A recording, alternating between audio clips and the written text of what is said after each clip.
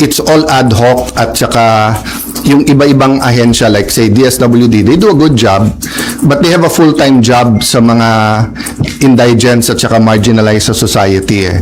And the other thing is napakagaling na natin sa relief, no, as long as we have the access to the area, no. Pero mahina tayo sa rehabilitation. So ang nangyayari as soon as for example napakalaking sunog dito sa Manila but nangyari to sa Mindanao, so attention natin ay nasa Mindanao, which is right and good, but dapat may mag-take over ng grupo para yung rehabilitation dun sa mga nasunugan. So let's admit to ourselves that we will have what's the right number? 12 to 15 storms a year.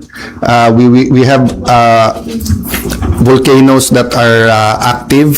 Then earthquakes or linugs are organic, if I can use that word, to our area in the world, no? So we really have to do better in not only the response and relief, but in the rehabilitation. I'd like to let you know where we are today.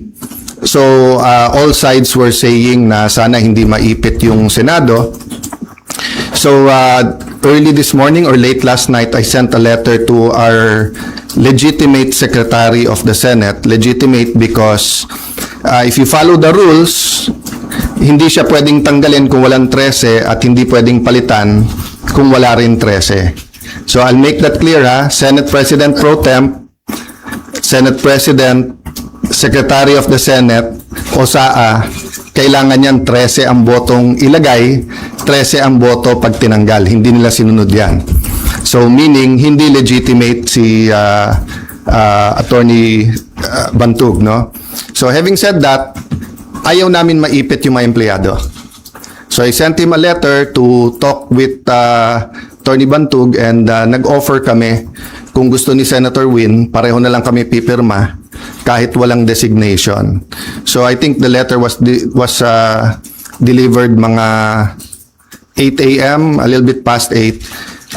Ang sagot nila noong 12 o'clock is that hindi na siya secretary at mag-turnover na lang.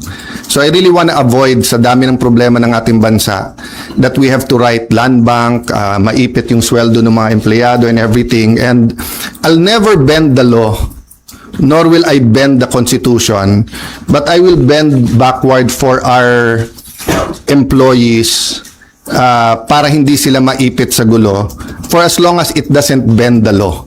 Diba? So kung internal rules or regulation that is not attached to law or it is not morally wrong, that's why I thought of my staff thought of the idea na pag pareho nakapirma para eventually pag nagkaroon ng decision, walang legal infirmity. And it will also prevent yung mag-filean yung dalawang kampo ng usurpation. Diba? Kasi of course, as far as I'm concerned, nag-usurp ng authority si Senator Win because he's not really the acting president, pababa. Pero maraming ang problema ng ating bansa, why don't we focus on that? So, apparently, because ayaw nila pumayag, dalawa Senado natin ngayon. You have the Senate of the Philippines and you have the Senate of Malacanang. No? So yung Senate of Malacanang had a hearing kanina and you have two Blue Ribbons Committee. Yung isa ay Committee de Absuelto na ang kanyang main work is paano i-absuelto yung mga high officials ng ating bansa at yung isa naman na seeking the truth. So am I saying lahat ng sabihin ng 18 ex-Marines ay completely true? No. What I'm saying is nga, give them a chance. I heard they have other evidence, including videos. I heard that if they come out and there's a full support na nararamdaman, may iba pang mga witnesses na may mga dokumento, may mga ebidensya na lalabas din. So as a nation, we have to decide whether the Senate will be under the thumb of Malacanang. And now that it is very clear to us that the biggest ever corruption scandal is the flood control scandal, if it's acceptable to us that we witnessed this morning the biggest cover-up committee hearing of our generation. Diba? So, ganun lang kasimple yon. So, in the same manner na nag-propose kami na parehong pipirma, I have not talked to Senator Marcoleta, so hindi ko alam kung papayag siyang dalawa silang chairman or whatever. But we have to find a solution that yung mga witnesses ay makakapunta ng malaya na protektado ng batas at independent yung Senate. Having said that, mahaba panahon, as I said kanina, let's focus on Mindanao and on the relief and rehabilitation, especially kung may mga lives that are at stake now because dun sa mga buildings. I don't think all of us fully know the extent. So far, nakikita lang natin yung mga videos, no? So hanggang dun lang muna, we will continue with our meetings. We will focus muna on Mindanao. I am not sure when the next hearing ng Blue Ribbon led by the subcommittee by Senator Marcoleta is. I'm expecting to know soon, but definitely knowing what's happening in Mindanao will have an impact on our decision kasi priority yon. Okay, questions from Janice Cosio. Jane Myron. Sir, good afternoon po. Good afternoon. Dalawa lang, sir. Yung comment nyo sa resign call sa inyo, and sabi po ng Malacanang kanina, open si BBM na magpatawag na special session ng Congress. Lalo na po, nabanggit nyo na rin yung nangyari sa Mindanao kanina. And paano po yun kung magkakaroon ng special Unahin ko yung Congress? special session, okay? Yes po. So, I had 2 communications with them sa Malacanang. And both cases, sinabi nila sa akin, hindi pa handa yung mga bills na gusto nilang ipapasa para dun sa uplift. So, biglang nung nagpalit ang majority, biglang kailangan ng special session dahil may bills na.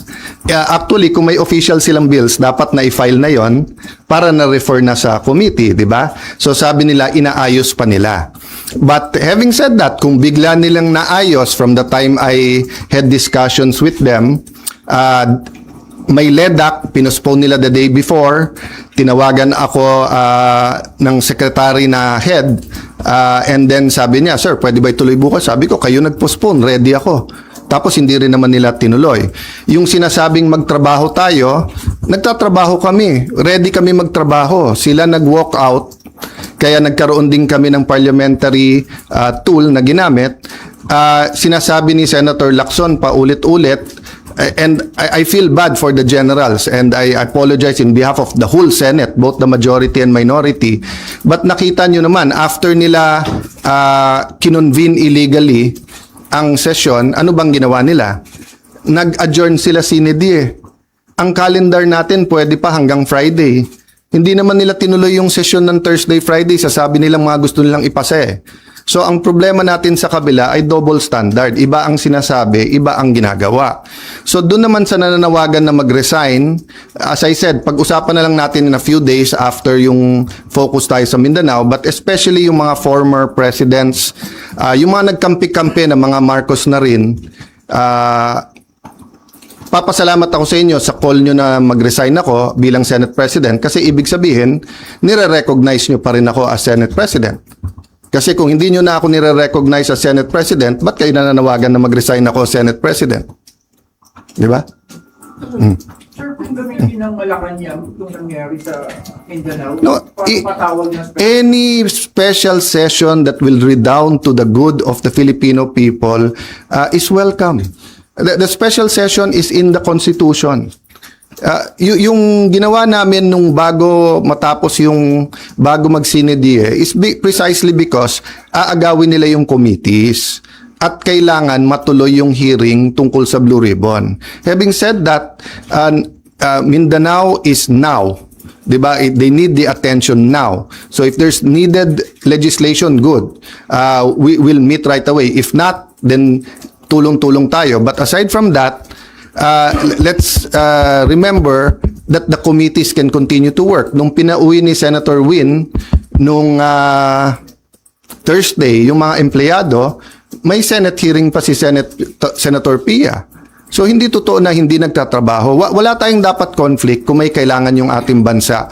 Whether it's legislation, whether it's a meeting na LEDAC, dapat tanggalin ng politika pagdating na ng I say politika, but it's an issue of graft and corruption. But what I meant is that it's a political issue vis-a-vis a more urgent. They're both important, but what's more urgent?